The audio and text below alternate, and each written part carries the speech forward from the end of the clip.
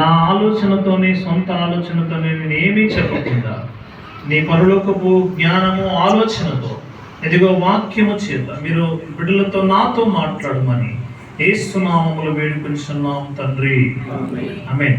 హల్లెలూయా. ఒకటి చెప్పాలి, హల్లెలూయా. దేవుని బిడ్డలు ఇక్కడ చూస్తున్నాం ఏమిటంటే ఒక అంశాన్ని మీ ముందు పెట్టాలి.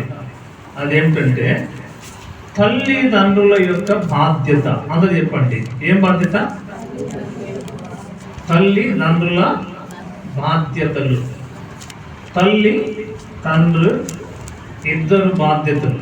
అంటే తల్లికి ఉండాలి, తండ్రికి ఉండాలి బాధ్యతలు. అయితే ఈరోజు వాక్యంలో చాలా జాగ్రత్తగా దేవుని మాటలు వింటున్నాం. అయితే ఇప్పుడు మొట్టమొదటిగా తల్లిదండ్రుల యొక్క బాధ్యత ఏంటంటే విద్యాభ్యాసం చేయించడం. మన పిల్లల్ని ఒకవేళ కుమారులే కావచ్చు, కుమార్తెలే కావచ్చు, ఇంకెవరైనా కావచ్చు, వాక్యముతో పాటు విద్యతో పాటు వాక్యముతో పాటు విద్యను అభ్యాసించి పిల్లలని సంరక్షించి పోషించే బిడ్డలుగా తల్లిదండ్రుల యొక్క బాధ్యత కలిగి ఉండాలి. చూడండి, ఇక్కడ ఒకవేళ తల్లిదండ్రుల యొక్క బాధ్యత లేకుండా ఒకవేళ ఉన్నట్లయితే, ఒకవేళ కుమారుడే కావచ్చు, కుమార్తె కావచ్చు, లేకపోతే కుమారుడే కావచ్చు, కుమార్తెలే కావచ్చు, పిల్లలు కావచ్చు, వారు సరైనటువంటి విద్యను అభ్యసించకుండా ఒకవేళ ఉన్నట్లయితే వారు చెప్పిన మాట మరి ఒకవేళ వినకపోతే మరి అతడు దాటిపోతాడు. అంటే ఆ తల్లిదండ్రులు దాటి వెళ్తాడు, అటు మొండోడైతాడు, చెప్పిన మాట వినడు. ఎందుకంటే చదువు లేదు, సంధ్య లేదు, విద్య లేదు, ఏది లేదు అనుకోండి, వాడు ఎలా ఉంటాడట?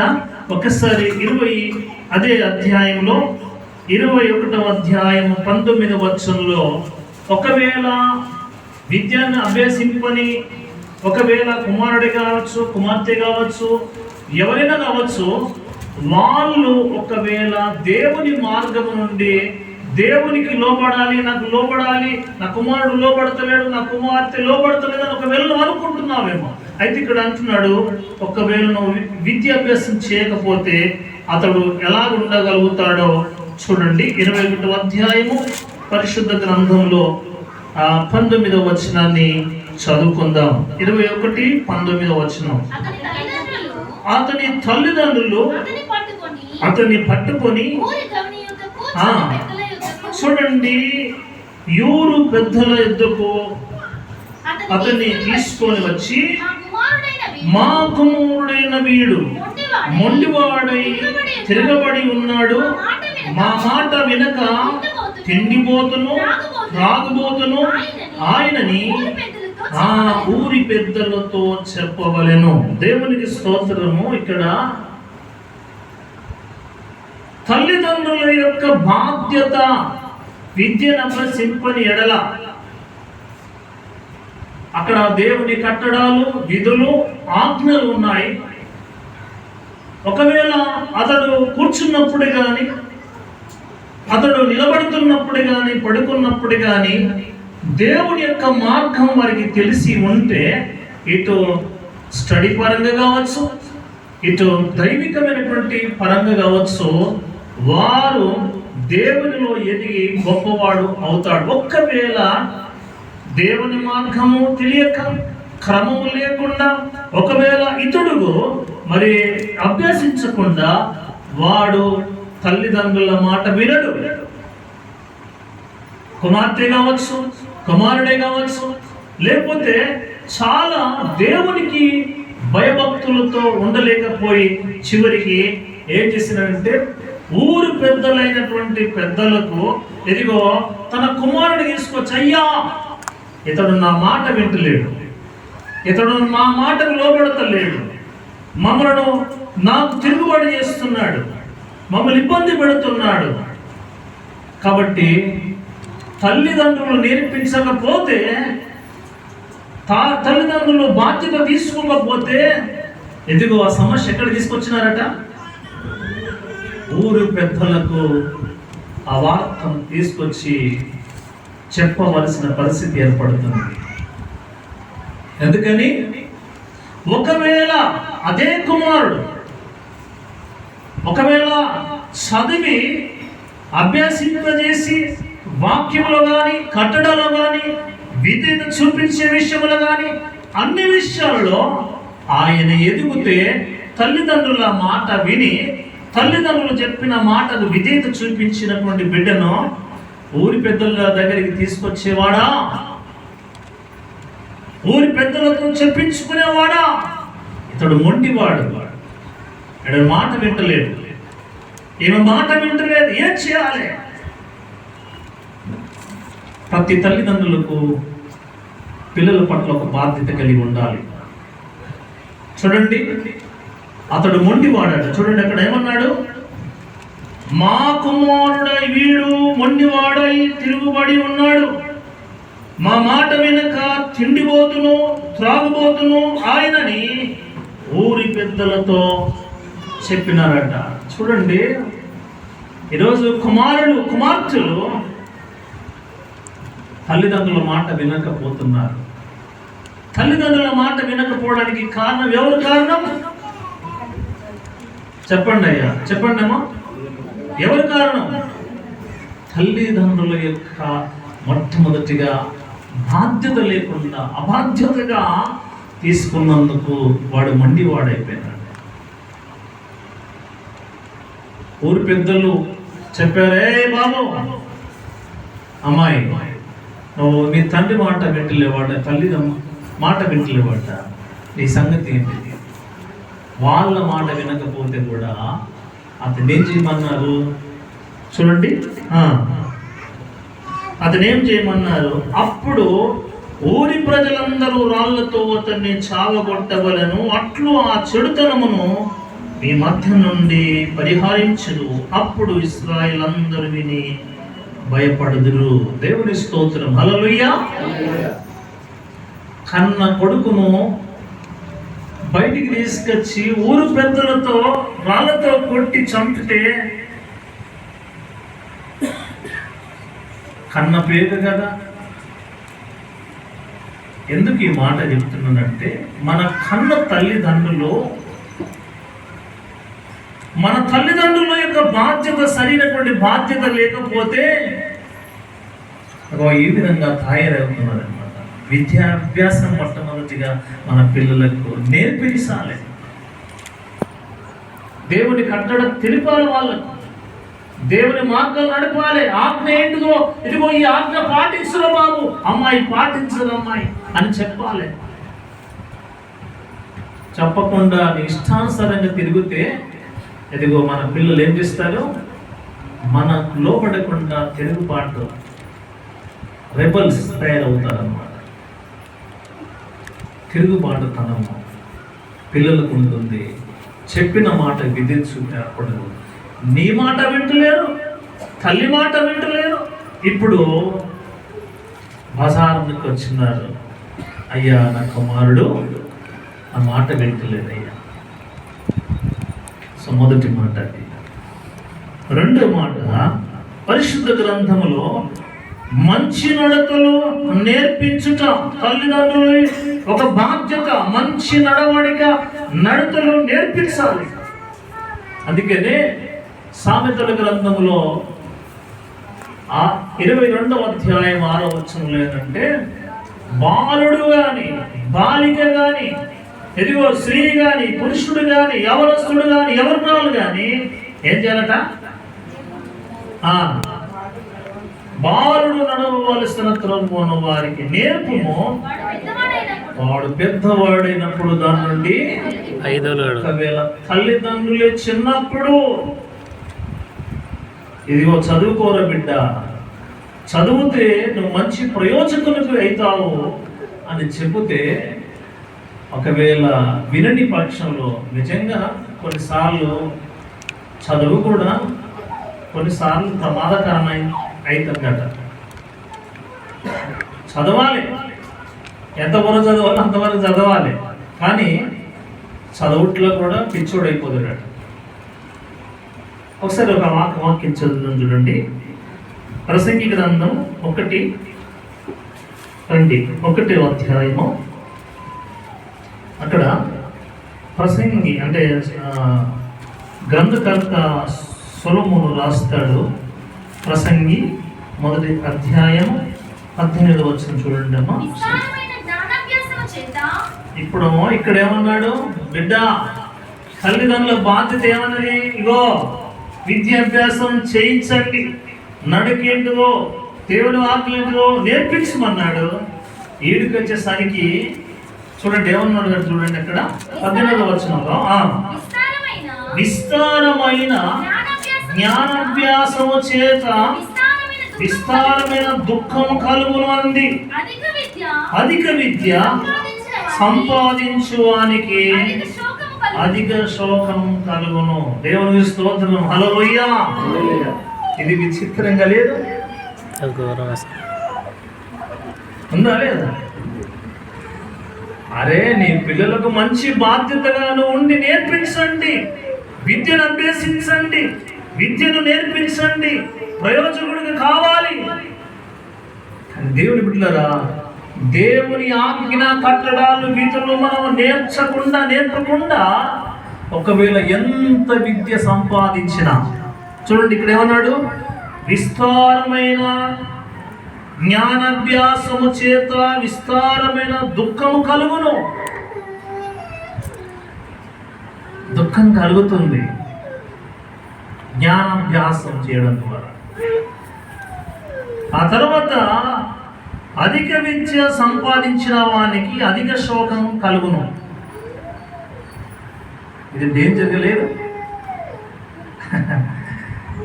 చదవకున్న ప్రమాదమే, బాగా ఎక్కువ చదివినా విద్య సంపాదించిన అంటే ప్రమాదం ఉన్నది. కాబట్టి దేవుని బిడ్డలారా, మొట్టమొదటిగా ఆ 20వ వచనం చెప్తున్నాడు. 6 ద్వితీయోపదేశ కాండం 6:20లో ఏమన్నాడు?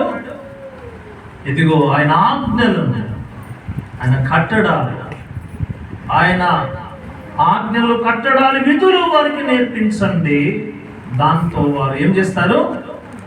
నిజంగా వారు మంచి నడవడిక వారు నేర్చుకుంటారు. విలాప వాక్యంలో ఒక మాట వ్రాయబడ్డది చూడండి. విలాప వాక్యంలో అక్కడ చూస్తాం.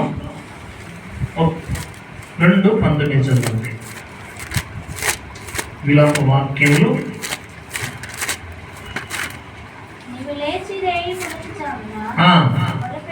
మరపెట్టుము,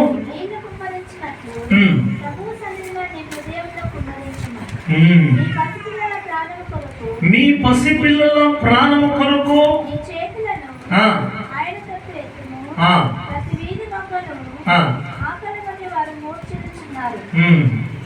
చూడండి. ఇక్కడ ఈ 19వ వచనంలో చాలా స్పష్టంగా దేవుడు మనకు తెలియజేస్తున్నాడు. నీవు మొదటి జామున లేచి ప్రార్థన చేయాలి మన పిల్లల కొరకు, మన పిల్లల నడతల కొరకు. ఎంతమంది చేస్తున్నాం? మొదటి జామున లేచి ఏం చేయాలట? ప్రార్థన చేయాలి. ఎందుకొరకు? పిల్లలు భయంకరమైన, చూడండి, నీవు నీళ్లు కుమ్మరించున్నట్లు ప్రభు సన్నిధానము నీ హృదయమును కుమ్మరించుము. నీ పసిపిల్లల ప్రాణం కొరకు నీ చేతులను ఆయన కట్టు ఎత్తుము. నీ పిల్లలు మరి దేవుని బిడ్డలు ఒక్కోసారి మనం అనుకుంటున్నాం, దేవా వారు జీవితంలో ఈరోజు ఆ చెడ్డవాడు కావడానికి కారణం ఎవరంటే తల్లి తండ్రి వారు అబాధ్యతగా, అంటే పిల్లల పట్ల నిర్లక్ష్య వైఖరిని ఇప్పుడు ఏం చేసిందంటే కుమారుడు కానీ కుమార్తె కానీ తల్లిదండ్రులకు తిరుగుబాటు చేసినటువంటి వారిగా ఉండగలుగుతారు. కానీ ఇప్పుడు దేవుని యొక్క వాక్యము, మన పిల్లలు వారి మంచి నడతల కొరకు ప్రార్థన చేయాలి. ఉదయకాలం నా పిల్లలు బాగుండాలి, నా పిల్లలు మంచి ప్రవర్తన కలిగి ఉండాలి. బయటికి వెళుతున్నప్పుడు ఎన్నెన్నో రకరకాల వారు గురవుతారు. తండ్రి వారి మధ్యలో మాట్లాడుతున్నప్పుడు కానీ వారు చూస్తున్నప్పుడు కానీ చాలా బాధతో ఉంది. ప్రార్థన చేయాలి రేయి మొదటి చావున. తర్వాత మరి వారిని శాంతంగా పెంచాలి. తల్లిదండ్రుల బాధ్యత శాంతంగా పెంచాలి. ఎఫెసీ 6:4 ఆ తర్వాత కొలసి 3:21 వచనాలు. ఒకరు 6:4 ఎఫెసీ చదవండి. తర్వాత ఈ యొక్క కొలసి 3:21 ఎవరైనా చదవండి.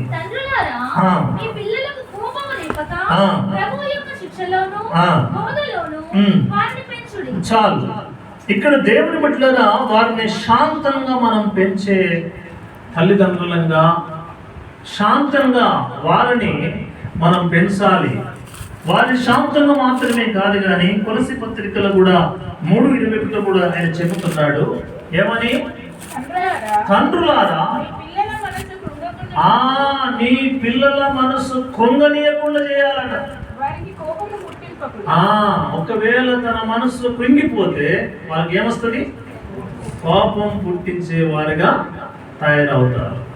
కొన్నిసార్లు అనవసరంగా పిల్లలు రేపుకుంటారు.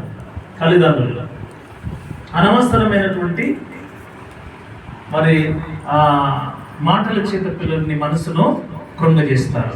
కాబట్టి దేవుని బిడ్డలారా మనం ఏ విధంగా ఉన్నాం? మన పిల్లల్ని శాంతంగా మనం పెంచుతున్నామా? ఆ తర్వాత మరి 1 తిమోతి పత్రికలో కూడా మరి అపోస్తలుడు పౌలు గారు తిమోతికి చెబుతాడు. మరి ఏమని చెప్తాడంటే 1 తిమోతి 3:4 వచనం చూడండి. సంపూర్ణ మాన్యత కలిగి తన పిల్లలను స్వాధీనపరచుకొనుచు తన ఇంటి వారిని బాగా ఏలువాడనై ఉండవాలి. ఇక్కడ ఇంకొక వచనం కూడా చదువుతున్నానా? 12వ వచనం చదవండి. 12వ వచనం. పరిచారకులు ఏకపత్ని పురుషులు పిల్లలను తమ ఇంటి వారిని బాగా ఏలువాడనై ఉండవాలి. చూడండి దేవుని బిడ్డలారా ఇక్కడ చాలా ముఖ్యంగా చెప్తున్నాడు. మనము ఒకటి విద్యాభ్యాసం చేయించాలి. రెండోది పిల్లల్ని మంచితనంగా వారికి నేర్పించాలి. మూడో మన పిల్లల యొక్క చాలా ప్రాముఖ్యమైన శాంతంగా వారిని పెంచాలి. తర్వాత 4వది వారి కట్టుబాటు, అంటే వారి కట్టుబాట్లు ఉంటాయి కొన్ని. ఏమి నేర్పించాలి చూడండి. అక్కడ కట్టుబాటుతో వారిని పెంచాలి. కట్టుబాట్లు ఉండాలి. మన పిల్లలకు ఉండాలి, మన కుమారులకు ఉండాలి, కుమార్తెలకు ఉండాలి కట్టుబాట్లు. ఒకవేళ కట్టుబాట్లు లేకపోతే ఏం జరుగుతుందో తెలుసా మీకు? బైబిల్నే ఉన్నది మనకు ఎన్నో. ఇప్పుడు యాకోబు 12 మంది కుమారులు ఉన్నారు. ఆ షెకెము ప్రాంతానికి వెళ్ళారు. అయితే దేవుడు వారికి చూపించినటువంటి ప్రాంతానికి వెళ్ళాలని, దేవుడు తన సొంత వారి ఇంటికి వెళ్ళాలని యాకోబుతో చెప్పి యాకోబు పిల్లలు వాళ్ళందరూ కూడా వెళుతున్నారు. వెళుతున్న సందర్భంలో ఎందుకంటే అక్కడ రాజు చాలా భయంకరమైనటువంటి వారు, తెలియని ప్రాంతం అది. ఆ ప్రాంతంలో కొంత కాలం ఉండాలని రాజు కూడా చెప్పాడు. ఇగో మీరు కొంతకాలం ఉండండి అని చెప్పినప్పుడు యాకోబు వారి కుటుంబ సభ్యులందరూ కూడా అక్కడ ఉన్నారు. ఎవరి పనులు వరకు వెళ్ళిపోయారు. ఎవరి పనులు చేసుకోవడానికి అన్నలు కుమారులు పొలం పనులు వెళ్ళారు. తండ్రి పని తను చేసుకున్నాడు. ఒక్కసారి తల్లిదండ్రులను కాదని, అన్నదమ్ములను కాదని ఒక్కసారి బయటికి వెళ్ళింది అమ్మాయి. ఏమైపోయింది? చెరుపుపడి అవమానం పాలు జరిగింది. సో కట్టుదిట్టమైన హద్దులు. పోవద్దు అన్న కాడికి పోవద్దు. ఖచ్చితంగా తల్లిదండ్రుల మాట. ఈరోజు తల్లిదండ్రులు కూడా అవకాశం ఇస్తున్నారు. సో జాగ్రత్త సుమి. మన పిల్లలు చెడిపోవడానికి, మన పిల్లలు మరి ఈరోజు మార్గం తప్పిపోవడానికి కారకులు ఎవరంటే తల్లిదండ్రులే. కాబట్టి చాలా జాగ్రత్తగా మనం మెదలాలి. ఇక్కడ చూడండి, ఈ వచనంలో 4 12వ వచనంలో చాలా చక్కగా చెప్తున్నాడు. ఏమని? సంపూర్ణ మాన్యత కలిగి తమ పిల్లలను స్వాధీనపరుచుకొనొచ్చు తన ఇంటి వారిని బాగుగా ఏలువయడని ఉండవలను. బాగుగా ఏలాలి మన పిల్లల్ని, మన ఇంటిని ఏలాలి. అది యజమాని యొక్క హక్కు, యజమానుల యొక్క హక్కు. కాబట్టి అదే 12వ వచనంలో అంటాడు, ఏమన్నాడు?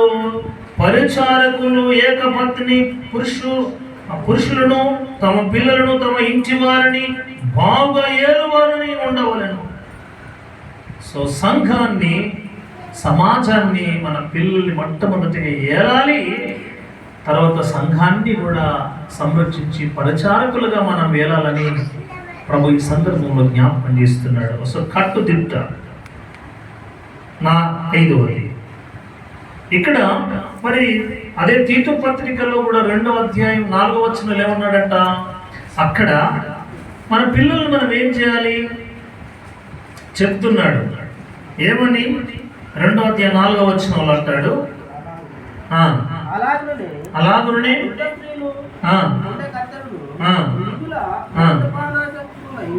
ఉండగా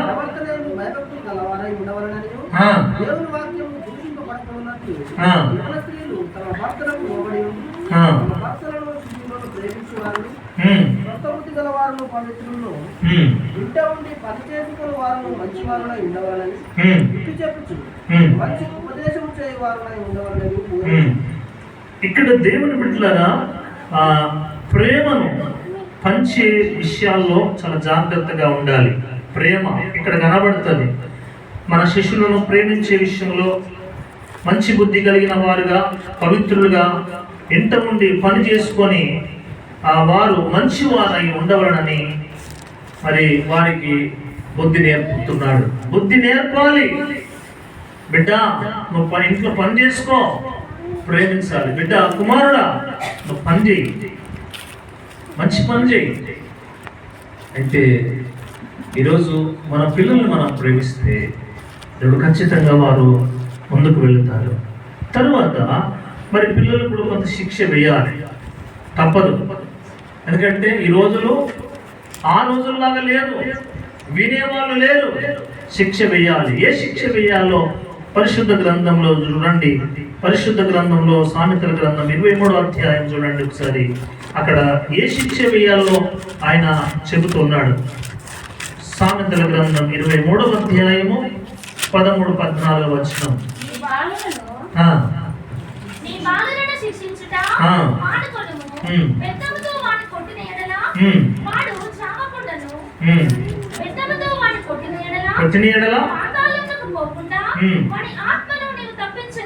ఇప్పుడు ఇది శిక్షణ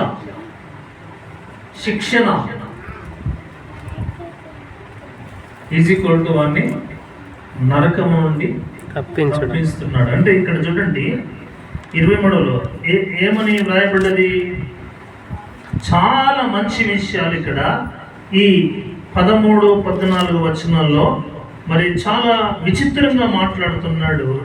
ఈ 23-13-14 వచనంలో నీ బాలులను శిక్షించుట మానుకొనకుము, బెత్తముతో వాడిని కొట్టినెడల వాడు చావకుండును.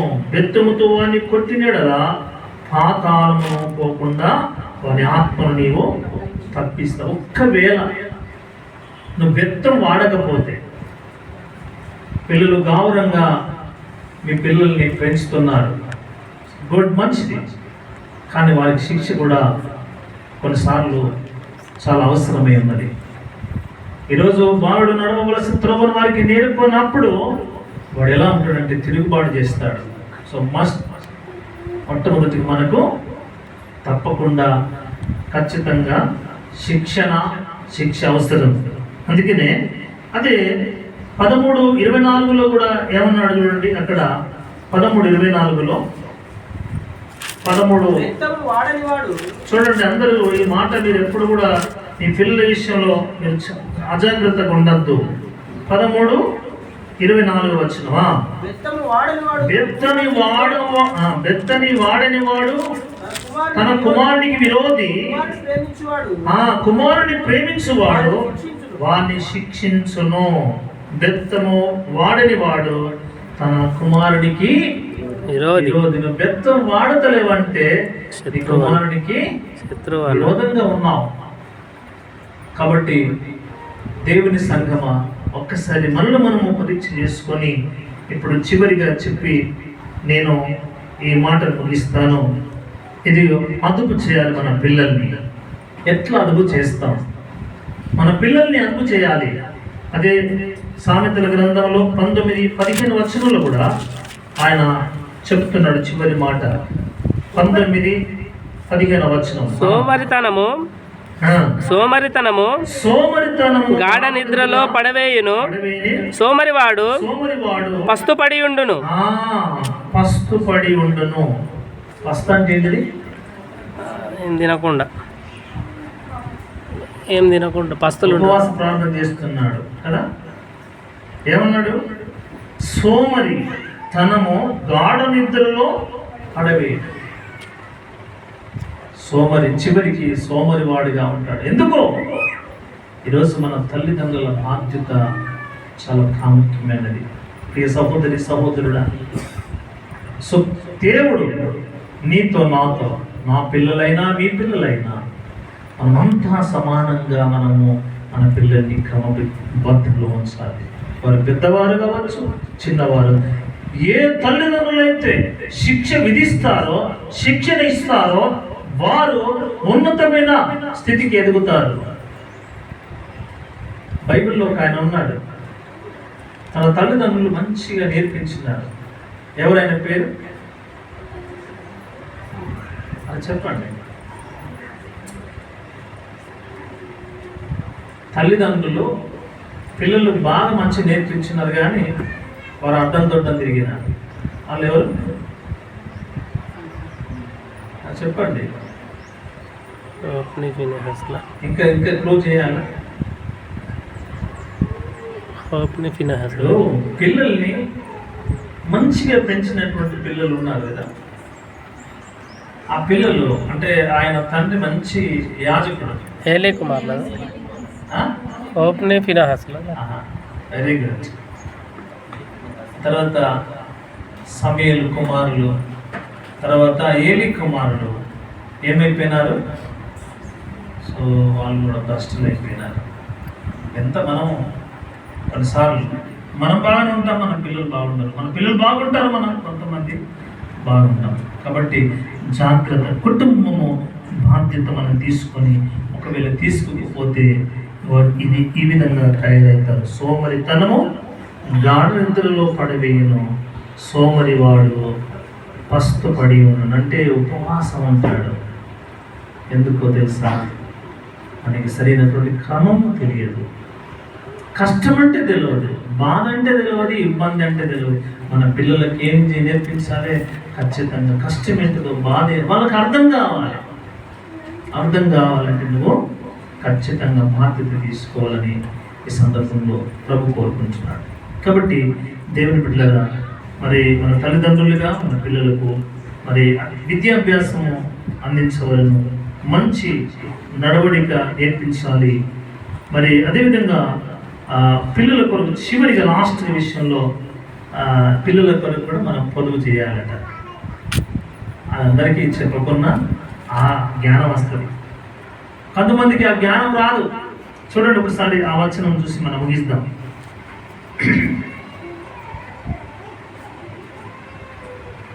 2వ కొరింథీ పత్రిక చివరి వచనం చెప్పి నేను ముగిస్తాను.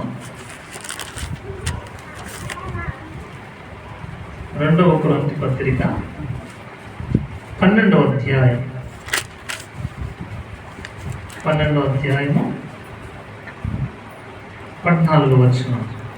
ఇదిగో ఈ 3వసారి మీ వద్దకు వచ్చుటకు సిద్ధంగా ఉన్నాను. 12-14 కదా. Okay right. మీ వచ్చినప్పుడు మీకు భారంగా నుండు.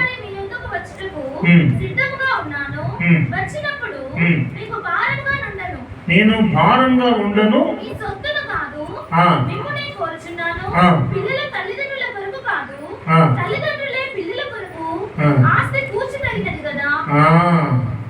ఆస్తి ఎవరి కొరకట? చూడండి, ఇక్కడ మంచి మాట రాబడింది. తల్లిదండ్రులే పిల్లల కొరకు ఆస్తి. అక్కడ ఆగుదాం. మన పిల్లల కొరకు మనము ఆస్తి సంపాదించాలి. పౌలు అంటాడు, అయ్యా మీకు నేను ఎవ్వరికి నేను భారంగా ఉన్నాను, నేను కష్టపడతాను, నేను పని చేసుకుంటాను. పిల్లల కొరకు మనం ఒక బాధ్యతగా మనం వారికి కూడబెట్టాలి.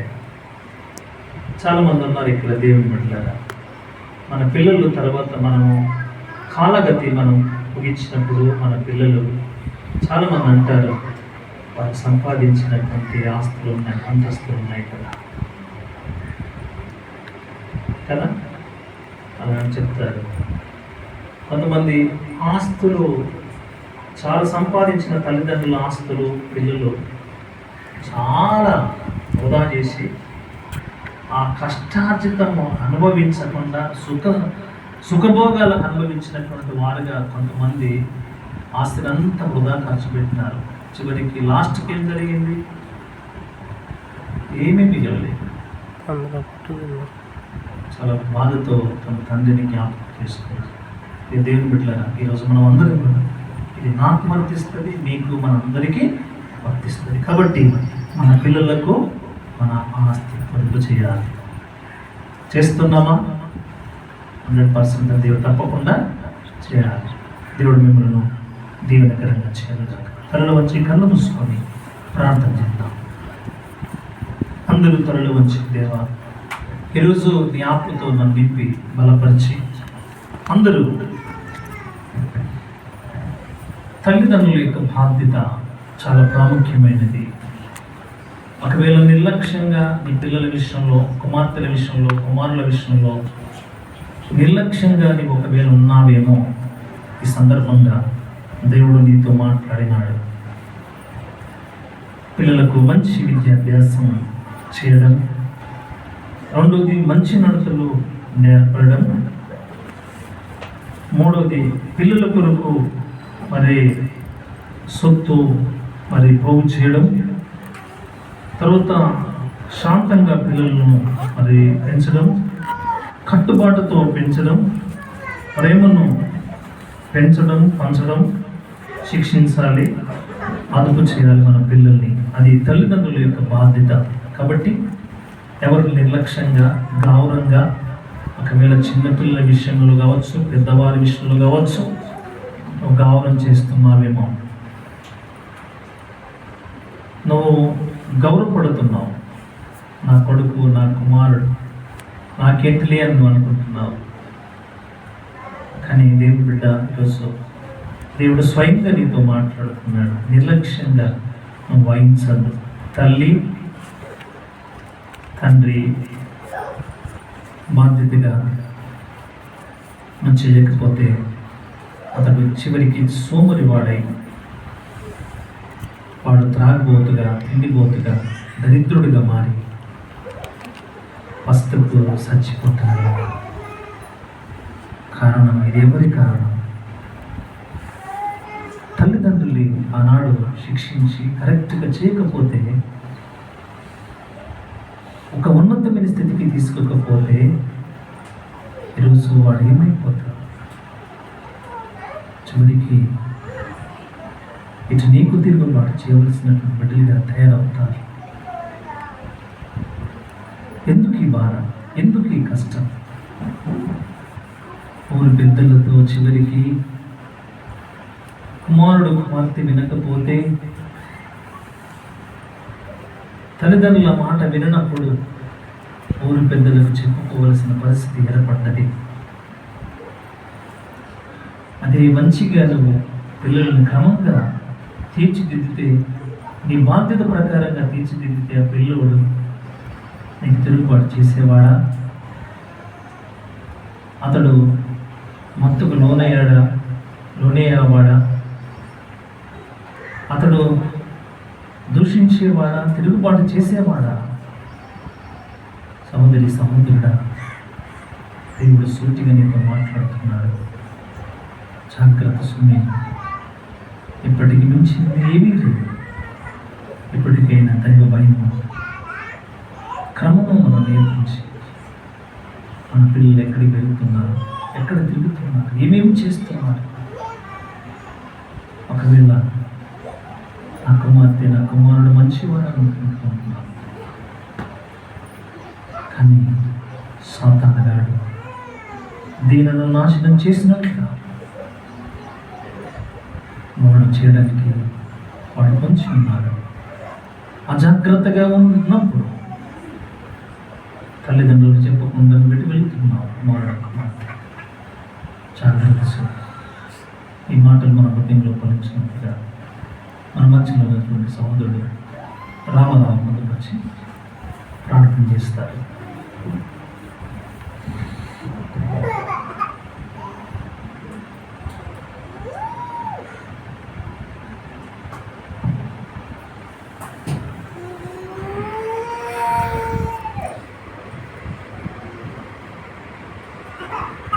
పరిశుద్ధుడ, ప్రేమ పరలోకమున మా తండ్రి, ఈ పరిశుద్ధ పాదాలకు వందనాలు స్తోత్రాలు చెల్లిస్తున్నాను. దేవా, ఆరాధన వాక్యం ఉంది ప్రభువా. ఆయన 5 విషయాలు మాకు నేర్పించిన దాన్ని బట్టి వందనాలు. ఆయన 2వ వర్తమానంలో ప్రభువా మా పిల్లలను ఏ విధంగా పెంచాలో, ఏ విధంగా ఉంచాలో సూటిగా మాతో మాట్లాడే దాన్ని బట్టి వందనాలు చెల్లిస్తున్నాను. ఆయన ఈ మాటలు ప్రభువా మా హృదయంలో గట్టిగా నడటకు విడిచిపెట్టకుండా ప్రభుత్వం ఈ వార్తావస్థను నడుచుటకు పుంజుకొని సహాయం చేయమని యేసు నామమున ప్రార్థించి వేడుకుంటున్నాను తండ్రి.